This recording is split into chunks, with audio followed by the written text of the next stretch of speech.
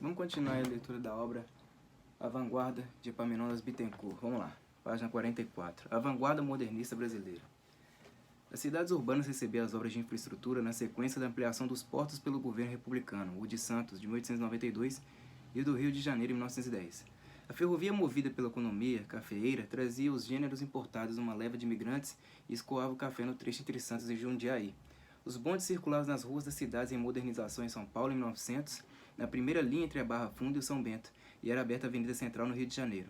As estações ferroviárias estavam consolidadas no país desde o período do Império, funcionando na estrada de ferro que ligava Minas ao Rio de Janeiro e na estação da ferrovia de General Carneiro, em Sabará, Minas Gerais, mas já na primeira década do governo republicano se espalham pelas outras unidades federativas do país. Um grande marco foi a inauguração da Estação da Luz, em São Paulo, em 1901.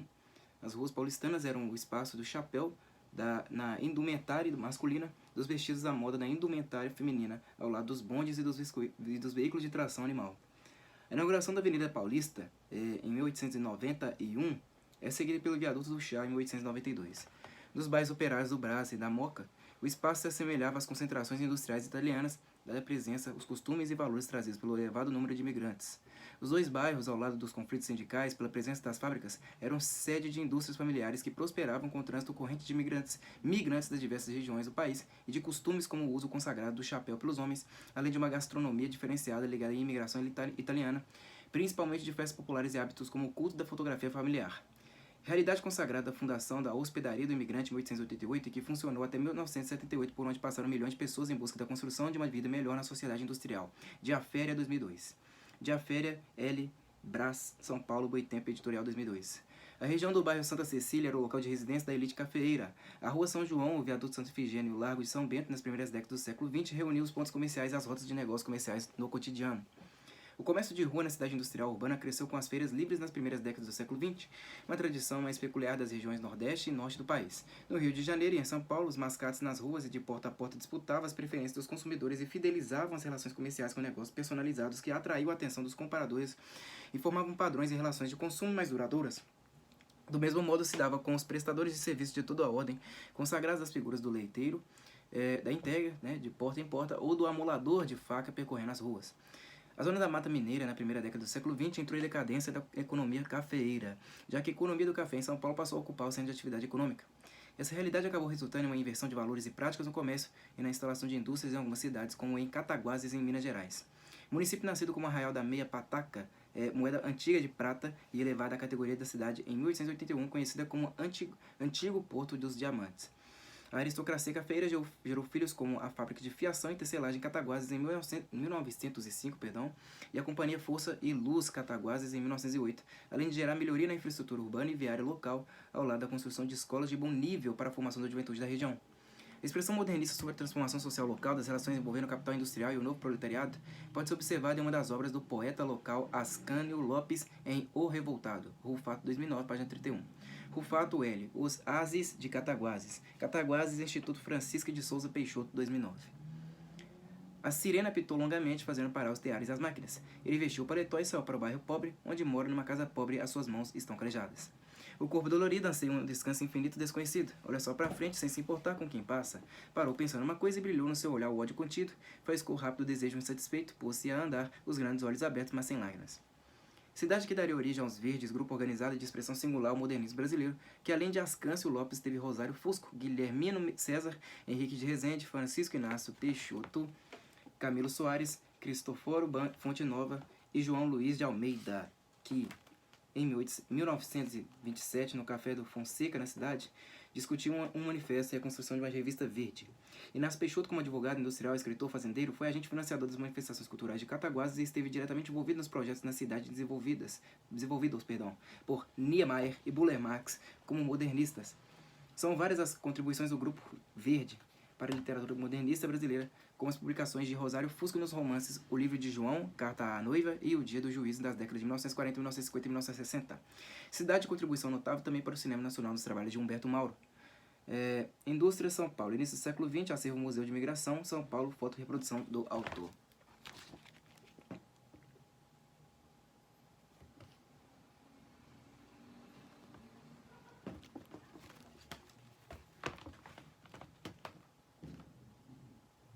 Os de Cataguases, como foram denominados a partir da Revista Verde, além da produção literária local, mantiveram relações com o grupo organizado em Belo Horizonte de A Revista e com os modernistas do Rio de Janeiro e São Paulo.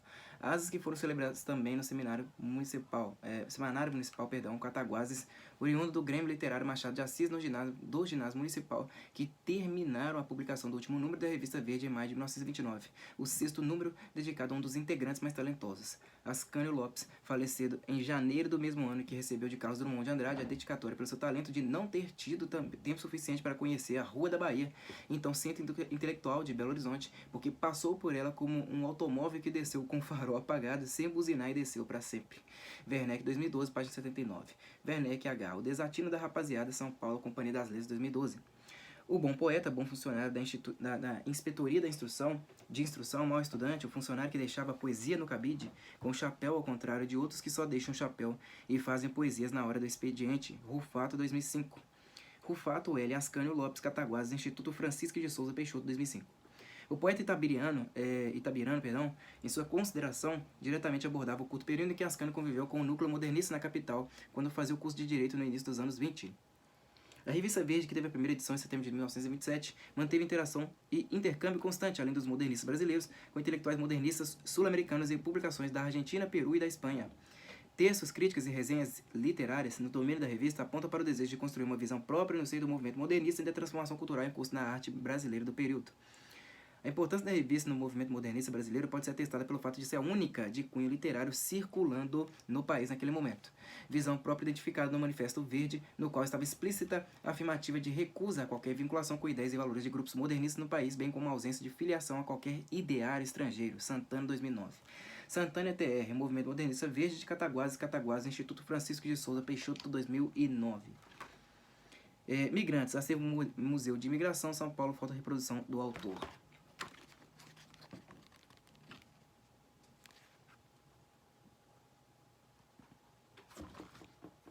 Hospedaria do Imigrante, São Paulo, foto do autor.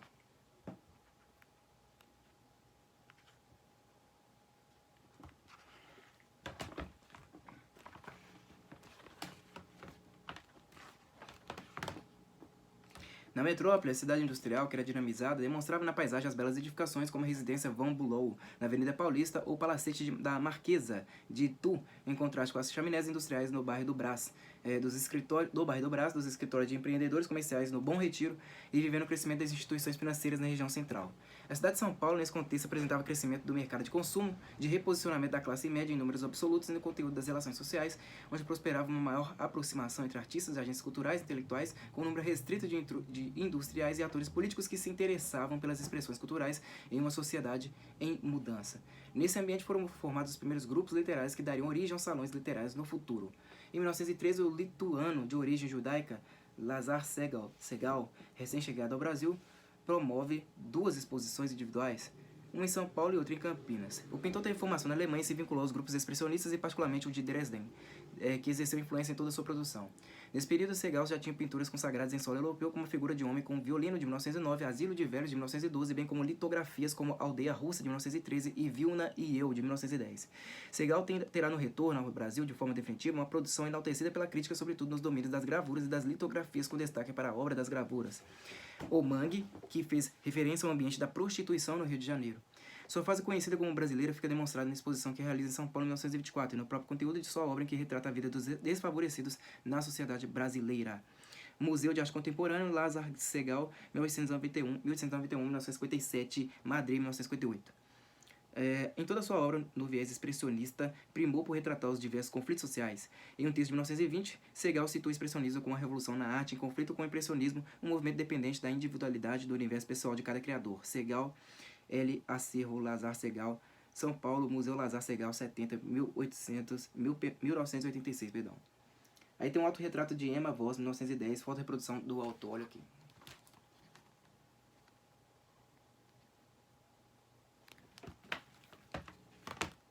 Anita Malfatti, que depois de estudos realizados na Alemanha foi influenciada pelo expressionismo de grupos da secessão berlinense do Die Brücke de Dresden, apresentou sua segunda posição de pintura em São Paulo em dezembro de 1917, que pode ser considerada como um marco das novas relações entre o domínio cultural e setores do empresariado envolvido. Exposição realizada em um imóvel de um grande empresário do setor de seguros no centro da cidade, com obras que agradou parcela da crítica, mas sobretudo significou o ponto de encontro de agentes culturais, intelectuais e artistas como Guilherme de Almeida, Mário de Andrade, de Cavalcante, Oswald de Andrade e também de empresários envolvidos no movimento de transformação cultural como Paulo Prado. Em novembro desse ano, o país viveu o conflito relacionado ao abandono da neutralidade na Primeira Guerra Mundial, tendo se alistado ao lado dos aliados liderados pelos Estados Unidos contra a Alemanha, e intelectuais e escritores como Lima Barreto diziam publicamente que os interesses nacionais estavam subjugados aos interesses americanos. Durante o ano de 1917, o crescente custo de vida no país gerou manifestações e concentrações nas ruas do Rio de Janeiro e em São Paulo. Os conflitos de rua foram acirrados nos bairros de trabalhadores, como a Moca, Barra Funda, Água Branca e Bom Retiro. Barricadas e a morte de um operário espanhol alimentaram uma greve geral que se alastrou por várias cidades paulistas. Conflitos que se acirraram tendo como referência os anos de 1917 e 1924, que provocaram a fuga do presidente do estado da capital em meio a batalhas de rua, saques e a morte de manifestantes e integrantes das forças de segurança, tendo à frente o Comitê de Defesa Proletária. O fim dos conflitos só foi conduzido pela intervenção de um conjunto de jornalistas em que os veículos de imprensa estabeleceram as negociações e compromissos entre o governo, os empresários e a direção do movimento paredista, que ao fim gerou manutenção de alguns pontos acordados e descumprimento de outros. Por essa época, o músico, poeta e crítico cultural Mário de Andrade estreou na imprensa paulistana, com contribuições entre outros veículos para a revista A Cigarra, que publicava poemas, críticas e artigos dos modernistas. Publicou Há uma Gota de Sangue em cada poema, em 1917, sob a influência da Primeira Guerra Mundial, como visto no poema Natal. Natal, hora de sinos badalando da neve branquecendo pinheirais. De neve branquecendo pinheirais. Hora de pés de criancinhas arrastando pela brancura lisa do caminho. Hora do Cândido velhinho. Em Reims, os sinos não badalam mais. A neve sempre a mesma cai, continua de cair, e o vento, bruscas rajadas brancas, se desfralda como túnica de avantesma, rasgando-se a desmantelada a espalda do grande velho monumento. Pelas ruas escurecidas andam caladamente os grupos uniformes. Não tem mais galas no Natal, apenas o trabalhar dos hospitais tratam da cura de feridas, de hediondas chagas a lesões enormes, alvas, mulheres e serenas. Mário de Andrade, na militância católica, dedicou-se a realizar uma pesquisa sobre a igreja e a arte no Brasil, temas que escolheu para apresentar em um ciclo de conferências para a congregação religiosa da qual era participante. Tércio 2019. Tércio J. Em Busca da Alma Brasileira, biografia de Mário de Andrade, Rio de Janeiro, Estação Brasil, 2019. Tema e prática de pesquisa que, na diligência do músico e agente cultural, mudaria a concepção sobre a cultura brasileira e estabeleceria novos conceitos para os rumos do movimento modernista no país. Foi a pesquisa que fez Mário de Andrade deixar São Paulo e se dirigir para as cidades históricas de Minas Gerais em julho de 1919, buscando uma relação conceitual entre a arte barroca mineira na expressão do seu principal artista, o Aleijadinho, e a identificação de uma consciência artística nacional. Depois de conhecer Ouro Preto, aproveitou a viagem para Ilha Mariana, conheceu o poeta simbolista brasileiro Alfonso de Guimarães e de lá para Congonhas do Campo e São João del Rei. Mário de Andrade, já em São Paulo, publica na revista A Cigarra, de novembro de 1919. Em Mariana, a católica foi encontrá-lo na escuridade da sua casa de trabalho, sozinho e grande. Escrínio mais profundo é que a episcopal cidade não encontrara sua alma de místico para se guardar. Os versos inéditos de Alfonso e os esquecidos em revistas e jornais dariam para 2 e mais volumes. As parcas edições do centenário de Dona Mística, da Quirial, acabaram-se. Não haverá no Brasil um editor que lhe agasalhe os poemas tirando-os da escuridão? Não existirá a piedade de um novo bandeirante que vá descobrir nas Minas Gerais essa mina de diamantes castiços e lapidados e deslumbre os da nossa raça com os tesouros que Alfonso guarda junto de si? Uma demonstração de afeto do paulistano pelo poeta simbolista e que foi correspondida por uma carta de Alfonso dirigida a ele. Um evento que ficou marcado anos mais tarde pelo poema de Carlos Drummond de Andrade, intitulado A Visita. Alfonso, formado em Direito na Faculdade de Largo, São Francisco, São Paulo, no retorno a Minas Gerais ocupou a função de juiz em Conceição do Mato Dentro, antes de se instalar em Mariana. Depois de trabalhar como jornalista em São Paulo, exerceu a mesma função, contribuindo com a cultura mineira como dirigente do semanário Conceição do Cerro, em Conceição do Mato Dentro. Nessa cidade, entre 1800... tempo pra caralho, Nessa cidade, entre 1896 e 1898, o poeta produziu a obra-prima Centenário das Dores de Nossa Senhora. O livro, composto por 7 capítulos, com 7 sonetos em cada um, que remete a 7 episódios bíblicos, retrata as 7 dores de Maria, uma celebração construída no século XIV. O texto foi compreendido pelo poeta modernista mineiro Murilo Mendes com uma profundidade na liturgia, diferencial estético e revelador de modernidade poética. Veras, 2018. Veras é o poeta que quis chorar convosco. Sentimento religioso e razão poética no centenário das Dores de Nossa Senhora. Em Guimarães, a Centenário das Dores de Nossa Senhora em Patinga, Casa Sol, Invictus 2018. Alfonso, como representante do simbolismo na literatura brasileira, sofreu influência da reação da corrente ao realismo, ao naturalismo e ao positivismo, significando o combate ao positivismo como ideologia dominante. A decadência parnasiana e do simbolismo na primeira década do século XX não impediu que na poética essa corrente literária exercesse grande influência sobre vários autores do então movimento modernista em curso. Na expressão literária no Brasil, a transição do século XIX para o século XX apresenta a convivência entre os estilos realista e simbolista, com a herança do romantismo sendo produzidas obras como O Canaã, de Graça Aranha, em 1902. Após 2019, após 1910, a convivência entre estilos ao lado da expressão parnasiana, característica tradicional na poesia e hegemônica da Academia Brasileira de Letras, precede o viés nacionalista que se constitui no fundamento da expressão modernista, compreendido como a busca por uma autodefinição nacional envolvida pelo contexto republicano. As obras Os Sertões, de Euclides da Cunha, que chama atenção para o litoral europeizado, em conflito com o sertão nacional deslocado da dita civilização, e O Canaã, da Graça Aranha, expressando o conflito identitário entre o mundo nativo brasileiro e o mundo imigrante, fazem a passagem para o caminho modernista na literatura nacional. As expressões regionalistas na literatura adquirem grande importância, sobretudo para a poesia e para a ficção na prosa. Autores importantes como Augusto dos Anjos, José Albano e Hermes Fontes fazem parte desse período de desintegração da aventura e da formação da vanguarda, que promoveria a revolução em meio a conceitos díspares, penetrando pelas relações no seio do movimento internacional representado por James Joyce, Kafka, Virginia Woolf e outros, Coutinho, 1970, perdão. Coutinho, A. Introdução à Literatura Brasileira. Rio de Janeiro, EDL, 1970.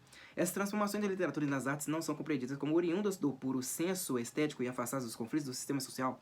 Oliveira Viana, em 2002, já em 1920, produziu uma síntese sobre as limitações da vida social brasileira, ao argumentar que o latifúndio era o mundo quase autossuficiente gerador de isolamento dos grupos humanos. Simplificador da estrutura social que impediu o desenvolvimento de uma burguesia comercial e artesanal atrofiando as cidades. Foi uma porta de abertura para o caminho a ser percorrido por diversas contribuições sociológicas a posteriori feitas por modernistas como Paulo Prado, Caio Prado Júnior, Sérgio Buarque de Holanda e outros. Período de conflitos visto na fundação do jornal O Pirralho, em 1915, da produção do poema Nós, por Guilherme de Almeida e do Oliveira Viana, perdão, aqui eu pulei aqui, pessoal. Oliveira Viana, Populações Meridionais do Brasil, Rio de Janeiro, editora Nova Aguilar, 2002. Voltando aqui. Período de conflitos visto na fundação do jornal O Pirralho, em 1915, da produção do poema Nós, por Guilherme de Almeida, e do poema Juca Mulato, por Menotti del Picchia, que explora o mundo caipira e suas contradições, e da publicação do livro A Cinza das Horas, por Manuel Bandeira, em 1917. Trajetória que se tornaria mais clara e consubstanciada em 1920 com a publicação de Pauliceia Desvairada, por Mário de Andrade. Mário, como resultado de viagens às cidades históricas de Minas Gerais, publicou 4 crônicas na Revista do Brasil, fundada em 1916 e dirigida por Monteiro Lobato e Paulo Prado, com o título A Arte Religiosa no Brasil. Com base na conferência que fez na congregação de Santa Ifigênia, em São Paulo, no segundo semestre de 2019. Abordou as festas religiosas do período colonial, destacando a triunfo eucarístico ocorrido em 1733 em Vila Rica, Ouro Preto, na inauguração da Matriz do Pilar, seguindo os postulados do arquiteto português Ricardo Severo, que em 1912 definiu a arte colonial barroca das cidades mineiras como a primeira expressão genuinamente nacional, destacando a linha curva do barroco mineiro, de expressão própria distante do português pelo isolamento e com a decoração que particulariza o estilo barroco. Em sua constatação, qualifica Aleijadinho como o gênio brasileiro por excelência. Minas Gerais, na análise de Mário, é assim o espaço da formação de uma arte nacional ou do sentimento de identidade com a nacionalidade. O autenticamente brasileiro, na visão de Mário, marca o movimento modernista, no conceito da autoridade, da liberdade, da arte religiosa, distanciada do litoral e da troca de experiência rotineira com a arte europeia, o que significou a incorporação do traçado harmônico e com a graciosidade da linha curva e isento da decoração abundante no sentido de exuberância, Natal 2007. Aí tem uma foto aqui da Praça da Liberdade, né? Ponto de encontro dos modernistas na capital. Será que esse daqui era a antiga Secretaria da Agricultura? Não sei. É da aviação? Não sei. Mas tem aqui, eu não sei identificar aqui bem. Tá aqui, ó.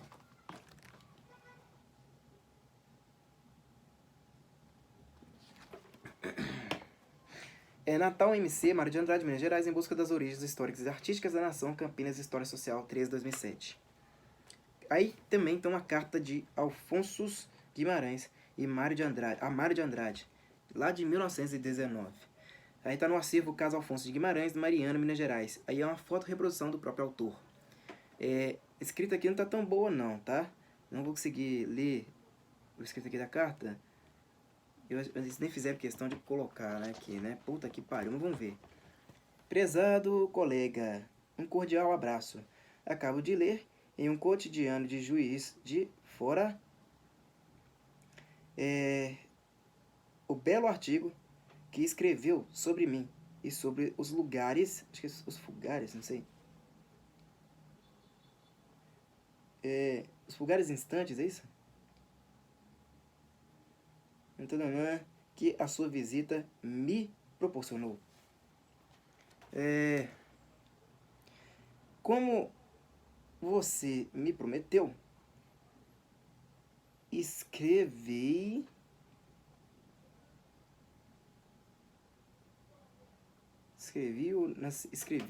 não sei, na cigarra, penso ter sido transcrito, se assim for. Porra, não dá pra ler essa porra aqui. Mas eles podiam ter colocado transcrição, né? Não colocaram não, vamos lá. Em Pauliceia Desvairada, de Mário de Andrade, um conjunto de poemas sem métrica e rima regular, o autor percorre caminhos da cidade demonstrando mudanças significativas e o desconforto com a paisagem. Nessa época, em 1918, tinha sido fundada em Belo Horizonte a Academia Mineira de Artes, por Aníbal Matos, pintor, desenhista, gráfico e profissional das artes cênicas. Em um intervalo curto de 2 anos, o memorialista Pedro Nava, natural de Juiz de Fora, que chegava à cidade para cursar medicina, fala do Bar do Ponto, ao lado da estação dos bondes, no cruzamento entre a Rua da Bahia e a Avenida Afonso Pena. Ficava ali debaixo do atual Otton Palace, né? Debaixo não, é a primeira andar ali. Bem de frente ali pro antigo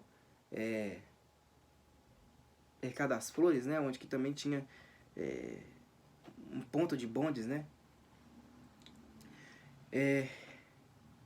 Ponto de encontro para cafezinho, para boa conversa, para beber a boa cachaça na xícara, onde também se aglomeravam torcedores do Atlético, do América e do Yale e outras agremiações. Era a cidade onde surgiu a publicação do romance O Capote do Guarda, em folhetins, no jornal local, contando com a participação na redação de capítulos de textos de Aníbal Machado, Milton Campos e outros. A cidade planejada, a Belo Horizonte, no viés positivista e cartesiano, construída na última década do século XIX, que incorpora no seu projeto a modernidade que era demonstrada na sociedade industrial do novo século XX. Em 1920, a população do Rio de Janeiro era 2 vezes maior que a de São Paulo e 20 vezes maior que a de Belo Horizonte.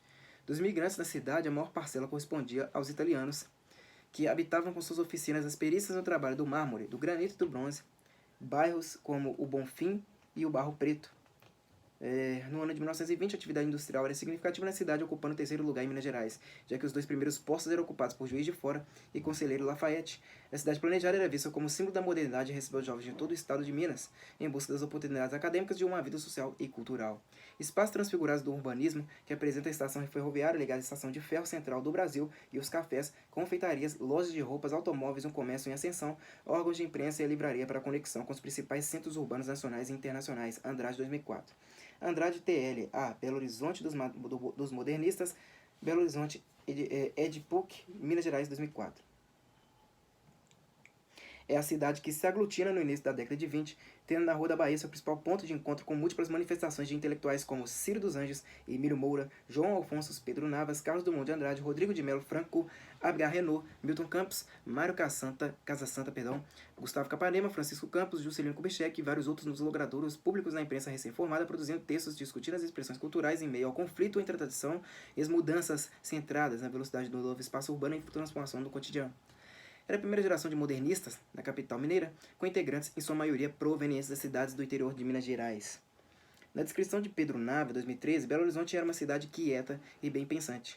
Minas é um coração de ouro no peito de ferro, na capital onde foi constituído o Grupo do Estrela, em que todos penaram na Rua da Bahia, naquela subida que ia do Odeon ao Diário de Minas. Tinha um cinema ali também, né, o Odeon, na Rua da Bahia. Não é o atual não, né, que também veio um segundo Odeon que também acabou na Avenida do Contorno, do Floresta ali também, né, perto da Avenida Sapucaí. Tinha um Odeon, um antigo Odeon, subir na Rua da Bahia.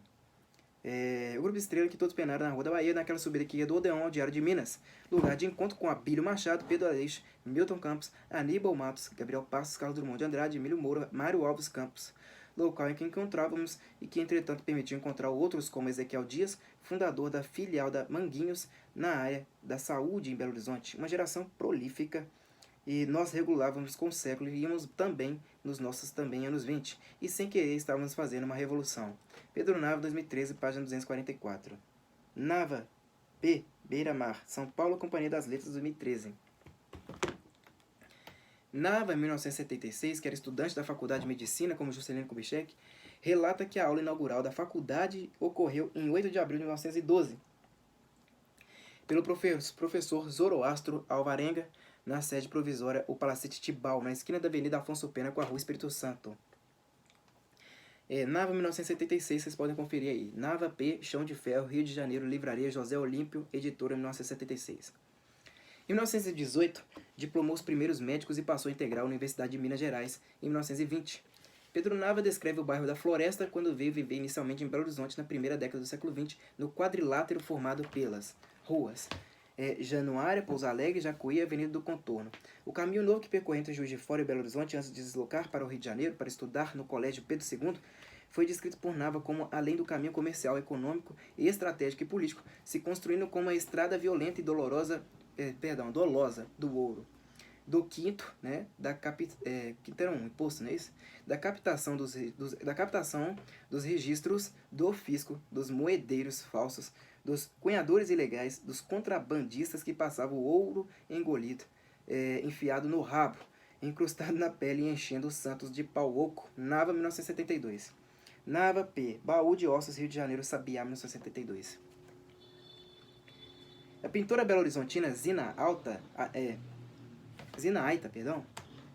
em 1920 realizou a primeira exposição individual em Belo Horizonte, tendo em sua promoção Aníbal Matos. Fotógrafo, desenhista, promotor cultural e acadêmico, Matos absorveu os impactos das críticas à exposição de Aita, tá? Decorrentes da capital ainda ser pequena, provinciana, marcada pela tradição da família mineira que Nava reporta como memorialista em sua transformação. Naquele contexto, a própria confusão estava estabelecida nas mentes dos integrantes da nova geração, relacionada aos conceitos sobre o movimento modernista. As produções individuais dos vários autores no domínio literário do início dos anos 20 e os encontros dos logradouros públicos em Belo Horizonte seguiam a tradição da rica expressão literária mineira desde a Arcádia, já que estava sendo construída uma articulação em processo de gestação de um movimento mais amplo sob a bandeira modernista. Silvio Romero classificou como escola mineira a geração nascida entre 1730 e 1750, que publicou suas obras no último quarto do século XVIII, composta por Cláudio Manuel da Costa, Basílio da Gama, Alvarenga Peixoto, Santa Rita Durão, Silva Varenga e Tomás Gonzaga. O que unificou esse grupo diferenciado na primeira expressão literária genuinamente brasileira foi o tom bucólico de ordem primitivista na celebração da vida simples, embora manifestando na rica lírica a valorização do ambiente, as relações comuns e exterior que se desenrolam no apogeu da Inconfidência Mineira. A arte mineira possui múltiplas manifestações regionais, como descrito por Guimarães Rosa em 2001, na página 60. Vocês podem conferir lá. Rosa GJ, Ave Palavra, Rio de Janeiro, Nova Fronteira, 2001.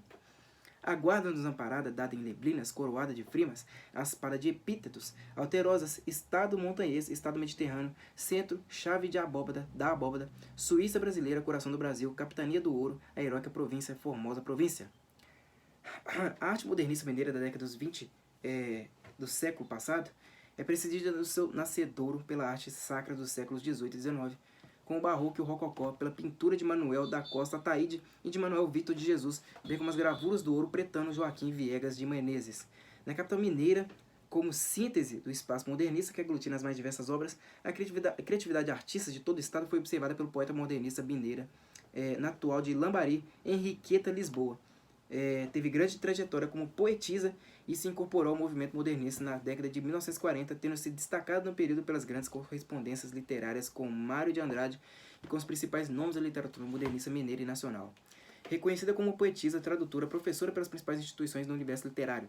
A geração modernista dos anos 20, já no início, se defronta com um país imerso em conflitos, contexto social do centenário da independência que coloca em ordem do dia o sentimento nacionalista e que em fevereiro de 1922 reuniria no Teatro Municipal de São Paulo a grande expressão cultural da Semana de Arte Moderna. Ouro Preto, Mário de Andrade, em 1919, e Ouro Preto, Mariana, foto do autor. Como é que é Ouro Preto aí, pra quem não conhece, né? Dá um pouco aí, Ouro Preto.